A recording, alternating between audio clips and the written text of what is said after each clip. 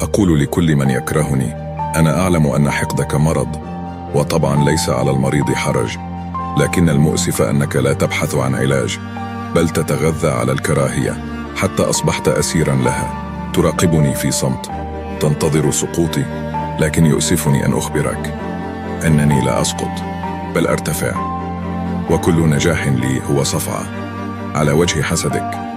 كرهك لي لن يغير قدري ولن يطفئ نوري، بل يزيدني إشراقا. بينما تبقى أنت غارقا في ظلام نفسك، استمر في لعبتك وراقب من بعيد. أنا مشغول بصناعة المجد بينما أنت مشغول بي.